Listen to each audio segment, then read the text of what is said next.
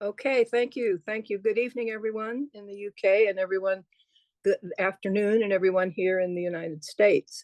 So we're looking at the mistletoe bough, and I have three kind of areas to look at. First of all, I went down the rabbit hole of Trollope short stories in general. So I have some things to say about those in general, and I hope that it's not repetitious for too many people.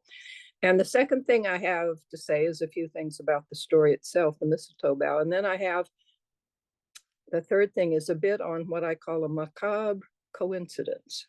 So, in the Oxford Reader's Companion to Trollope, which I have with Trollope sticking out as a bookmark, this lovely version. It's quite wonderful. If you're interested in this kind of thing, it's a great book. The entry is by John Sutherland, who was a famous critic. Tells us that Trollope took up short story writing relatively late in his career, but ended up writing 42 stories between 1859 and his death. So almost as many short stories as novels. And his interest in the short stories began when he was on a trip to the West Indies in 1858 to 1859 and made a stopover in the United States on the way back and got introduced to Harper's new monthly magazine, which was new at the time, and thought, I could make some money writing short stories for magazines in the UK, and came home to start writing for the Cornhill magazine, which was edited by William Makepeace Thackeray. The first bunch of stories, the first volume of Tales of All Countries was published in what 1860, and are mostly travel stories. And we read John Bull at the Guadalquivir earlier this year, and he wrote a couple of things for Harper's. The relationship with the different magazines tended to break down, it seems like, with some regularity. He wrote a story called La Mère Boche, which was quite grim, apparently, and he and Harper's fell out after that. He also wrote for the London Review, and there was the story of sexual frankness, the Right Across Palestine. The London Review was not happy with that. So the second Tales of All Countries, and my version looks like this, is where the story was originally published in book form. It had come out in what magazine? Now I'm not remembering what magazine. I don't have it written down here. In 1861, in December of 1861. So it was very definitely the Christmas story. The stories in this second volume are more somber, says Sutherland, not so geographic, and some are, quote, frankly tragic, and others are startlingly violent. So if you haven't read them, that seems like that would be an interesting way to go. He's busy, says Sutherland, at refining his technique, especially in handling dialogue and narrative surprise. He didn't write very many short stories in the 60s, 1861 to 1866. He got very interested in the United States Civil War, the War of Succession, the war between the states. Three of his stories surround that event. And he's written 3 or 4 stories about the perils of authorship, which were another subject that people seem to think those are quite good. There's a story called The Turkish Bath, which features Trollope in the nude, called The Pathetic Comic. Mary Gressley, which is referred to as poignantly erotic. These phrases are just wonderful, I think. Uproariously funny would be Josephine de Montmorency. And reminiscential, which I think is probably a made-up word, I'm not sure, the Panjandrum. Heartrending, and everybody seems to agree, is Trollope's best short story, The Spotted Dog.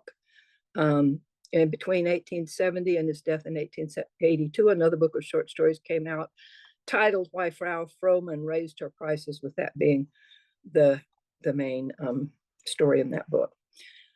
His long short story, Two Heroines of Plumplington, which is included in all of the short stories put together, published after he died in 1882. this writer seems to feel that the stories are what he refers to as by jobs, that they don't seem to require much effort on Trollope, although how we know how much effort they required, I think we don't really know. But they show, he says, all his authorial skills and some facets of his genius, which are not readily found in the major novels. And he points in particular to the following: talent for the macabre, sharp pathos, knockabout farce, and exotic locations. And so that's all that Sutherland has to say. My other source is, I got, and I think this is from ABE Books, the entire, look how fat that is, the entire short stories. So it's just a giant thing. And the editor here is Julian Thompson, and he has a very nice introduction. And he sort of is making an apology for the stories. He says, nearly all of them remain eminently readable today. And the average quality, he says, is surprisingly high. Rarely do we find materials that would seem to be better served by being treated at novel length, or subjects that should be, quote, left on the workshop floor. There's only one story that he feels is, as he says, beyond critical defense, which is called, you might want to know and look it up, it's called The Gentle Euphemia. And topics here again include travel. Mostly, says Thompson, most of the travel stories have a combination of grumble and consumer guide. And I think we saw that in our story about the Guadalquivir. Literary life, stories about what it's like to be a writer, and stories about courtship and marriage. And we've certainly seen that in many of the novels, especially that we've read this year. And there may be 6 Christmas stories, and this one that we're looking at today is the first of those. It was written in August of 1861 and then published in the journal that I can't find the name of in December, right before the holiday. Most Victorian novelists apparently felt compelled to come out with Christmas stories, and we can look back at least as far as Dickens, whose A Christmas Carol came out in 1843 and was followed by 3 or 4 other Christmas stories. The most memorable of these stories have what Julian Thompson refers to as a frisson of Gothicism and grimness. We don't see either one of those in this story. He says, at the length of a few thousand words, Trollope is occasionally denied his habitual elbow room. So he seems to have a feeling that there's some cramping. Thompson says that Trollope remains a distance runner among great English writers, as far as not being a short story writer sort of by nature. Both of these writers say that the Spotted Dog is likely his best short story, as well as the simplest of some of these. When Thompson finishes up claiming that Trollope's not a great short story writer, he says, yet he was more serious as a short story writer than Thackeray. He outproduced Mrs. Gaskell and George Eliot by a long shot. And his average quality, he says, was better than Dickens. Although Dickens's best is The Signalman, and according to him, that's better than Trollope's best. And he says, mostly these stories are lucid, sinewy exercises in their chosen form, and they are professional miniatures. Thank you for the note on I just didn't have it in my list, where it showed up in. So here's our story. So I had I'm not going to go through the entire story because it's short enough you can do it yourself. But looking it up the other night, I counted 24 episodes, like a new episode every time somebody new comes in to talk to somebody else. And I feel like it starts off really wonderfully. I think it's a great beginning for a short story. And I would just like to read a little bit of the start of it for you. So this is the very beginning. And I'm not aware of other Trollops that begin with this kind of in medias res, the way this is, just right in the middle of the situation. And yet by the end of the first couple of paragraphs, you've got everything you need to know about what the story is going to be about. So it begins. Let the boys have it if they like it, said Mrs. Garrow, pleading to her only daughter on behalf of her two sons. Pray don't, mamma, said Elizabeth Garrow. It only means romping. To me, all that is detestable, and I am sure it is not the sort of thing that Miss Holmes would like. We always had it at Christmas when we were young. But mamma, the world is so changed. So you have what Julian Thompson says the Christmas stories tend to have, which is a curmudgeon who doesn't like Christmas for various reasons, and then some entity or person shows up to show that person the error of their ways, either three ghosts or a fiance or some helpful person that's going to show you, no, you don't need to be so priggish about this. And that's, she's being priggish in this point. And Trollope in the next paragraph makes a little bit of fun of that. He says, the point in dispute was one very delicate in its nature, hardly to be discussed at all in all its bearings, even in fiction. And here we are in fiction, of course, and the very mention of which between a mother and daughter showed a great amount of close confidence between them. It was no less than this. Should that branch of mistletoe, which Frank Garrow had brought home with him out of the Lothian woods, be hung up on Christmas Eve in the dining room at Thwaite Hall, according to his wishes? Or should permission for such hanging be positively refused?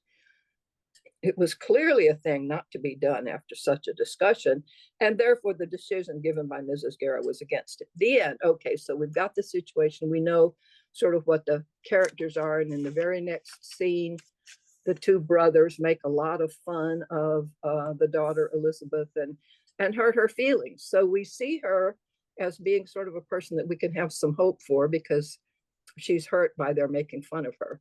And she has a love affair, which she has postponed out of her, what Trollope refers to as what's the word? No, I've lost it. I can't remember what it is. Philo-martyrdom, right? He says she feels like many young girls do that she's better off if she just denies herself anything that she might enjoy. That she has to put onto her enjoyment some martyrdom. And I think we see this in other Trollope heroines writ large in our longer stories, and that there's a young woman, the sister of her lover, who tries to talk her out of that or makes it clear to her that doesn't make a whole lot of sense. So we see a trip outdoors. So the story takes place between Christmas Eve and Twelfth Night, and so there's everybody in the family is trying to talk Elizabeth, or Bessie as she's sometimes called, into taking the young man back, whom she has given up for no very obvious reason, I think, beyond this philo-martyrdom, that she feels like she has to put something unpleasant into her happiness. And so by the end of the story, she has invited the young man back. Her family has indicated to her father and mother that if he's going to come back, that's what she needs to do. She does that. He's on his way back. And at the very end of the story, we have another young woman, much younger woman, saying, let's see, her name is Patty Coverdale. And she says at the very end, "It's a shame," she said, bursting out of the room. "And if I'd known what you had done, nothing on earth should have induced me to go in. I won't enter the room till I know that you have taken it out." Nevertheless, her sister Kate was bold enough to solve the mystery before the evening was over. So this is about the mistletoe bough. So somebody put the mistletoe back in there, and everything is resolved, and happiness ensues. I love the beginning of this story, and I find it slender. I think it's a place where Trollope lacks his habitual elbow room to tell the whole story. But as it's a Christmas story, and it will do perfectly nicely for being read on the afternoon of Boxing Day. The third thing I wanted to mention was in looking up the Mistletoe Bough, you will find a grisly ballad written at least as early as in the 1830s. The words were by Thomas H. Bailey and the music by Sir Henry Bishop. And according to, and maybe you all in the UK know whether this is the case, whether you have any information about it, that this was something that you would sing in bars around the Christmas holiday, because it takes place at the Christmas season, that a beautiful young bride it's her wedding day, and it's the mistletoe and the ivy are all hung. And she decides that she's tired of dancing and she wants to have a game of hide and seek, like you do on your wedding day. And she goes and hides in an oak chest and can't get out. Ooh. So everybody searches for days, can't find her.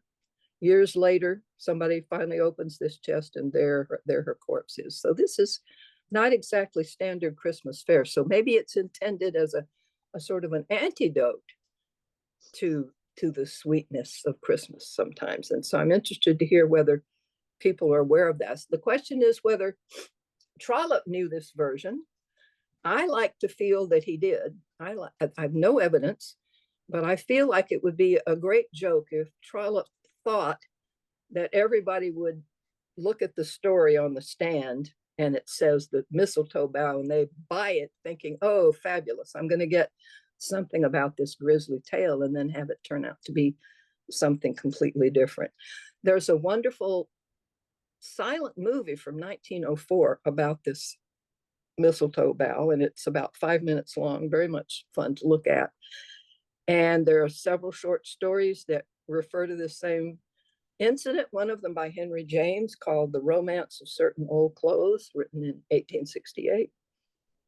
And in Alfred Hitchcock's movie Rope, 1948, which takes place in only one room and has to do with a murder that's gone on before the cocktail party that's the event of the story. And a dead body is hidden in a chest in that, and the Mistletoe Bough is referred to in that as well. So it makes me happy to think of Trollope, who enjoyed the macabre, as we know, to think of him as calling this story after that Mistletoe Bough, and then doing a complete sort of bait and switch that you end up with nothing at all to do with what you would have thought that meant. So please let me know, people from the UK, if you know about this song. It's according to my Wikipedia sources, it's regularly sung around the holidays, especially in caroling pubs in the north of England. So thank you. Happy holidays to everyone. And that's what I have.